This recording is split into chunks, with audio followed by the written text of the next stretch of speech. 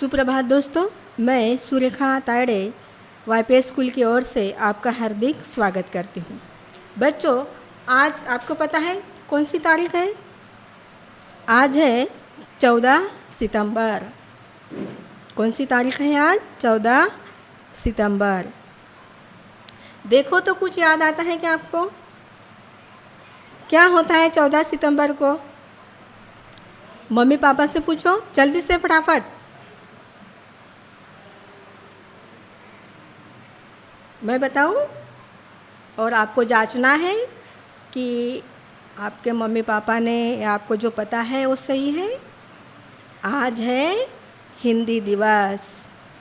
तो हिंदी दिवस की ढेर सारी शुभकामनाएं मैं आपको देते हुए हमारे विषय की ओर बढ़ती हूँ। तो पिछले पीरियड में बच्चों हमने क्या देखा था? स्कूल का जो हमारे पाठशाला का जो पहला दिन होता है, किस प्रकार से हम मनाते हैं, मतलब स्कूल में मनाया जाता है, उसके बारे में मैंने आपको चित्र के माध्यम से जानकारी दी थी। तो कुछ थोड़ा सा हमारा बाकी था, तो देखिए मैं आपको स्पष्टीकरण के साथ बताती हूँ। पेज नंबर 2 और हमारा जो लेसन है पहला दिन, ये पिक्चर्स जो है आपको देखनी है और निरीक्षण करना है। जिनके पास बुक्स हैं, बुक्स में देखो, जिनके पास नहीं है उन्होंने मेरी तरफ देखना है।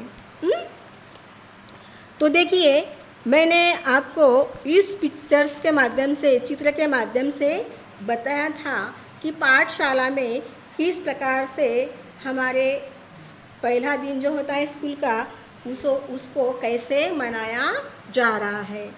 तो बहुत सारी जानकारी मैंने आपको बताई थी। ये कक्षा है, ये टीचर है, यहाँ पर बैलून लगे हुए हैं, ये पताका है, एक खिड़की है, यहाँ पर जो स्कूल की ताई है वो घंटा दे रही है।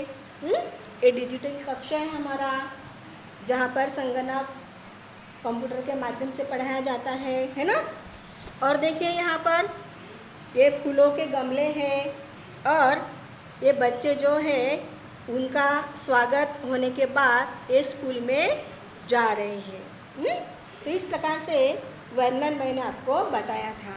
तो देखिए बच्चों, देखिए यहाँ पर क्या लिखा है? पढ़ो और बढ़ो, बारीक लिखा हुआ है, पढ़ो और बढ़ो।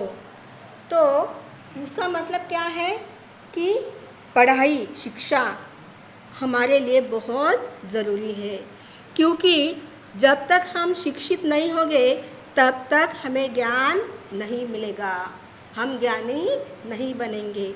इसीलिए हमें खूब सारी पढ़ाई करनी है और बहुत पढ़ना भी है। देखिए दूसरी सीढ़ी पर क्या लिखा हुआ है? जल है तो कल है। देखिए क्या लिखा हुआ है? जल है तो कल है। जल का मतलब पानी, यानी पानी है तो हमारा जीवन है। देखिए पानी के बिना हम रह नहीं सकते। खाने के बिना कुछ समय तक या दिनों तक हम जिंदा रह सकते हैं, लेकिन बिना पानी के नहीं रह सकते। इसीलिए हमें समय के साथ पानी की भी बहुत बचत करनी चाहिए। ये संदेश यहाँ पर लिखा हुआ है। आगे देखिए तीसरी सीढ़ी पर क्या लिखा हुआ है? दाएं बाएं देखकर चलो, यानी चलते समय हमें हमारी दाईं ओर और बाईं ओर दोनों तरफ देखते हुए चलना है। आगे की सीढ़ी पे क्या लिखा है? अनुशासन बनाए रखे। अनुशासन का मतलब होता है नियम, रूल्स, यानी हमारे स्कूल के रूल्स होते हैं ना, नियम होते हैं ना, यानी अनुशासन होता है। उसी के हिसाब से हमें हमारे स्कूल के अंदर रहना है, हमारा व्यवहार करना है। तो और आगे आते हैं। आगे आने के बाद ये हमारा स्कूल का बोर्ड है, आदर्श प्राथमिक पाठशाला, जो बच्चों का स्वागत कर रहे हैं। यहाँ पर भी बोर्ड लगा हुआ है, सुस्वागतम।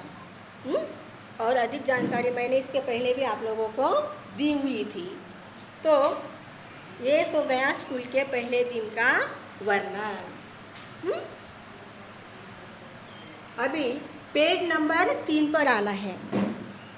देखिए पेज नंबर 3, यहाँ पर एक बड़बड़ गीत दिया हुआ है। उस गीत को सिर्फ हमें बोलना है।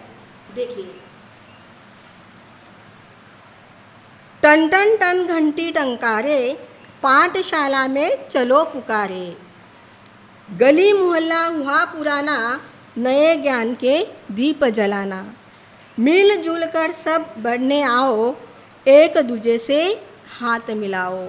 देखिए क्या हो रहा है यहाँ पर कि स्कूल का दिन जो है पहला दिन होने के कारण यहाँ पर जो है दिखाया प्रदर्शनी जो है वो दिखाई दे रही है। तो इस प्रकार से घंटी कैसी बज रही है? टन टन टन टन घंटी बजाते हुए हमें कोई तो भी बुला रहा है, आवाज़ दे रहा है। और उनका मतलब क्या है घंटी बजाने का? पाठशाला में चलो पुकारे। और टन टन घंटी बजाते हुए वो क्या कह रहे हैं कि चलो बच्चों पाठशाला में चलो, गली मोहल्ला हुआ पुराना, नए ज्ञान के दीप जलाना। और अब हर गली हर मोहल्ला अब क्या हो गया है? पुराना हो गया है। हर गली मोहल्ले का जो बच्चा है उसे शिक्षा मिलना उसका क्या है? अधिकार है। हर बच्चों को, वो गली में रहता हो, मोहल्ले में रहता हो या महल में रहता हो, सभी को शिक्षा मिलना उसका आज जो है अधिकार है और वह अधिकार उसने लेना ही चाहिए। नए ज्ञान के दीप जलाना, और इस प्रकार से हमें स्कूल में जाकर ज्ञान प्राप्त करना है और ज्ञान के नए दीप जलाना है, यानी अधिक से अधिक हमें ज्ञानी बनना है। मिलजुल कर सब पढ़ने आओ, एक दूजे से हाथ मिलाओ। अभी क्या करना है? हमें सबको मिलजुल कर एक साथ बिना भेदभाव के रहना है और एक साथ ही सभी को पढ़ना है और एक दूजे से हाथ मिलाना है। एक दूजे से हाथ मिलाना मतलब हर किसी का सुख दुख हमें यहाँ पर बांटना है और सभी को मिलकर पढ़ना है और रहना है। नई नई यह पुस्तक पाओ। देखिए जब हम स्कूल में जाते हैं और स्कूल का जब पहला दिन होता है तो बहुत ही सुंदर और नई नई पुस्तकें हमें मिलती है। और नई नई यह पुस्तक पाओ, इसकी मीठी कविता गाओ। और ये जो नई पुस्तक है, इस पुस्तक में जो कविताएं दी गई है वो कैसी है? मीठी है, सुंदर है, सुरीली है। तो यह इस प्रकार की कविता आपको गानी है। सखी हमारी पुस्तक रानी, रोज सुनाए हमें कहानी। देखिए यहाँ पर पुस्तक को क्या कहा गया है? सखी, मित्र, दोस्त, यहाँ पर पुस्तक को कहा गया है, क्योंकि पुस्तक जो होता है वही मनुष्य का सच्चा साथी होता है, दोस्त होता है। वो हमेशा नई ज्ञान की राह दिखाता है, अच्छी अच्छी बातें पुस्तक हमें बताते हैं। इसीलिए यहाँ पर पुस्तक को क्या कहा गया है? सखी कहा गया है। सखी हमारी पुस्तक रानी, रोज सुनाए हमें कहानी। और इस प्रकार से ये जो हमारी सखी है, ये जो हमारी पुस्तक है, ये हमें क्या करती है? रोज रोज नई कहानी सुनाती है। बीत गया दिन हो गई शाम, बज गई घंटी अब आराम। और इस प्रकार से स्कूल का पहला दिन बीत जाता है, शाम हो जाती है और हम यानी स्कूल का जब समय ख़त्म हो जाता है तब घंटी बजती है। और जैसे ही घंटी बजती है वैसे ही हम खुशी के साथ घर पर लौटे हैं। तो इस प्रकार से यह जो कविता है आपको आपके मम्मी पापा को भी सुनानी है। हाँ, देखिए यहाँ पर क्या दिखाया गया है। तुम्हें पाठशाला कैसी लगी? अभी आप घर आ गए हो, स्कूल का पहला दिन जो है वह ख़त्म हो गया है और अभी आपको बताना है कि आपको स्कूल कैसी लगी, पाठशाला कैसी लगी। आपके मम्मी पापा को बताना है। ये देखिए दूसरा पिक्चर्स। तुमने पुस्तक देखी क्या? देखी ना आप लोगों ने पुस्तक? हाँ, तो बहुत सुंदर सुंदर पाठ लेसन जो है अलग अलग विषयों के पुस्तक आपको स्कूल में मिलते हैं। तो इस प्रकार की नई नई पुस्तकें आप लोगों ने देखी है। कौन सी देखी वो भी आपको माता पिता को मम्मी पापा को बताना है। ठीक है, तो यहाँ पर हमारा जो पहला पाठ है, पहला दिन खत्म होता है। अब हम उसके नोटबुक पे बारे में मैं आपको बताऊंगी कि आपको क्या करना है। नोटबुक में क्या लिखना है।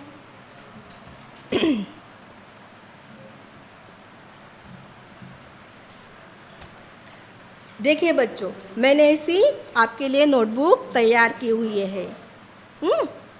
देखिए, आपके पास भी नोटबुक होनी चाहिए 2 लाइन वाली। 2 लाइन वाली बुक्स आपको लगानी है और इस प्रकार से आपके नोटबुक में पहले लेसन से आपको कंप्लीट करना है। देखिए, यहाँ पर मैंने लेसन का नाम लिखा, यहाँ पर पाठ, और अब देखिए मैंने क्या दिया है आपको। नीचे दिए हुए चित्र को पहचान कर सही शब्द के साथ जोड़ो। मैंने क्या दिया है आपको? एक चित्र दिए हुए हैं जो हमारे पाठ में आए हुए हैं, पहले पाठ में। तो पहले पाठ में आए हुए चित्र को आपको उसके शब्दों के सामने, सही शब्दों के सामने जोड़ना है। देखिए इस तरह से मैंने बताया है। जैसे देखिए, ये क्या है? खिड़की। तो खिड़की शब्द मैंने कहाँ पर लिखा है? यहाँ पर।